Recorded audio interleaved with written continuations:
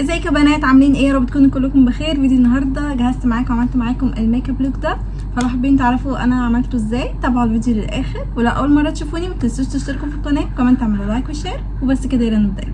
اول حاجه قبل ما ابدا، وحشتوني جدا جدا. انا عارفه ان انا مختفيه الفتره اللي فاتت دي، بس كان يعني غصب عني ظروف كتير كده مع بعض. ان شاء الله نرجع كده سوا تاني. الفيديو ده متصور مثلا شهر 8 او حاجه، فعشان كده لابسه صيفي شويه وكده. المهم كالعاده بدات ان انا ارسم حواجبي، وقلم الحواجب اللي انا بستخدمه ده من كاتريس. عجبني جدا القلم يعني بصراحه، اثبت جدارته، بقاله معايا كام سنه، وبصوا فاضل فيه حبه قد ايه. الرسم بيه سهل، وكمان ثباته حلو على الحواجب، مش بيسيح مني او حاجه. وبس هو مش ووتر بروف او حاجه يعني، بس تمام، ولونه كمان كويس. وبعد كده دلوقتي هبتدي ان انا استخدم الجلو ميكسر بتاع شي جلام ده. بيدي جلو كده وبيخلي البشره مترطبه وحلو. والدرجة دي اللي هي نيوترال او فير نيوترال رقم 1. زي ما شايفين بصوا بوزعه كده، بس بيدي جلو للبشرة. وطبعا الكونسيلر اللي معلقة عليه من ساعة ما اشتريته بتاع توب فيس، الدرجة بتاعتي رقم 3.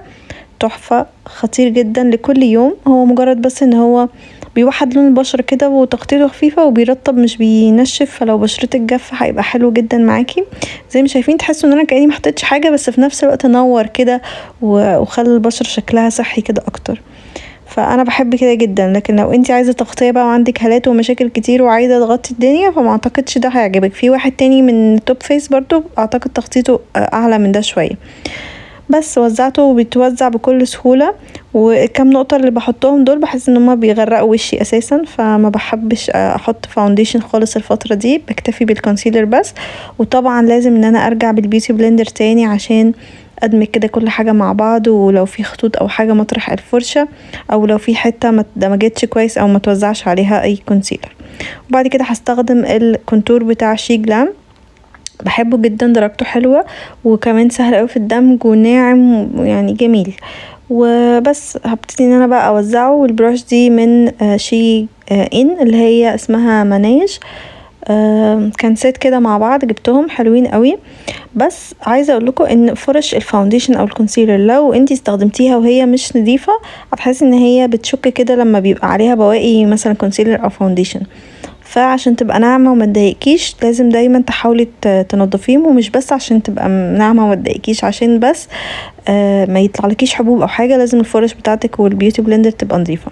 هستخدم الليكويد بلاشر ده من روبي روز، بحبه جدا جدا. وعايزه اقول لكم هو خطير قد ايه، يعني النقطه اللي انا خدتها دي هتغرق الدنيا، هتشوفوه. كمان مش هاخدها كلها، فبجد تحفه. هتلاقوه عند شمس او جوسي بيوتي باي شمس. بصوا تحفة. يعني انا اخدت كده على البرش ووزعت النقطة على الخدين، ولسه في ايدي فيه كتير جدا. فحلو، هيقعد معاكم كتير، وكان سعره حلو برضو. تقريبا كنت جايباه ب 250 يعني حاجة كده، فكان سعره تحفة وكميته كبيرة ولونه كمان خطير. وعندهم طبعا الوان تانية كتير حسب ما انتي هتحبي يعني. وطبعا برجع تاني بالبيوتي بلندر عشان ادمج كل حاجة مع بعض. وعشان اثبت كل حاجة هستخدم اللوس باودر بتاعت فلورمار، حلوة قوي وبتثبت حلو، مش بتنشف تحت العين او يعني مش بتنشف البشرة عموما. بحب استخدم الباف، التكنيك بتاع الباف. الاول بتاكد ان مفيش خطوط او حاجه تحت عينيا، وبعد كده ببتدي ان انا احط الباودر بالباف كده. فبصوا اول ما بحط الباودر شكل البشره بيبقى ناعم وسموز كده وخطير. وطبعا هيساعد ان الكونسيلر ما يخططش خلال اليوم ويثبت معايا اطول فتره ممكنه.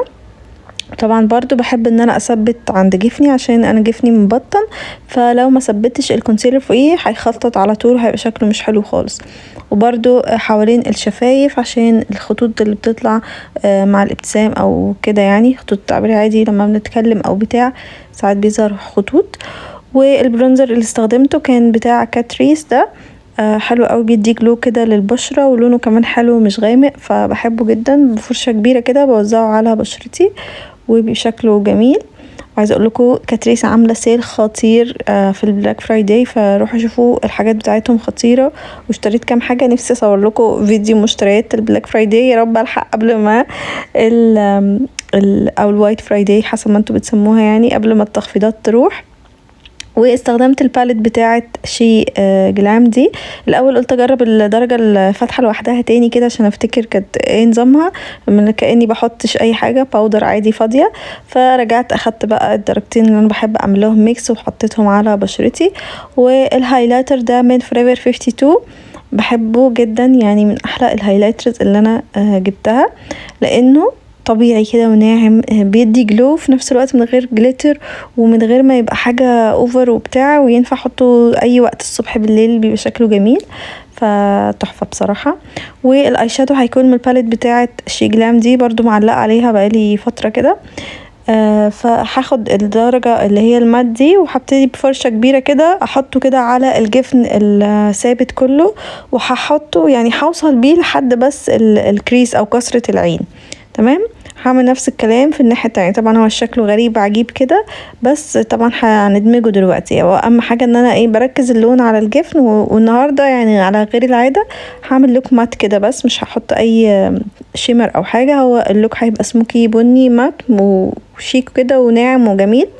وبالدرجة الفاتحة اللي في الباليت هبتدي ان انا بقى ادمج اطراف اللون البني ده بفرشة دمج واسعة كده، وباخد من اللون الغامق وبعمله ميكس كده مع لون فاتح عشان يبقى كأن بتدرج للالوان يعني. وبس هو ده كان الاي شادو بتاع اللوك ده، كده سهل وسريع وناعم وجميل. وزي ما شايفين انا قعدت بقى اعيد كده شويه، احط تاني من الغامق وبعدين ارجع ادمج لحد ما ظبطت الدرجات وظبطت الدنيا. واخدت نفس الدرجه الغامقه بفرشه دمج صغنونه كده وحطيتها على خط الرموش اللي تحت عشان نكمل اللوك بتاع العين. واكيد عشان احط الماسكارا لازم اعمل بالايلاش كيرلر دي عشان رموشي تتنى وتبان. واستخدمت الماسكارا بتاعتي المفضله الفتره الاخيره بتاعت شي ان او شي جلام، اللي هي فيها ناحيتين، ناحيه اللي هي فيها طبقتين، اللي هي ناحيه بتكثف وناحيه بتطول، بس انا بحب استخدم الناحيه اللي هي بتدي فوليوم كده على طول، بكسل من الناحيه اللي بتطول دي فكسانه يعني.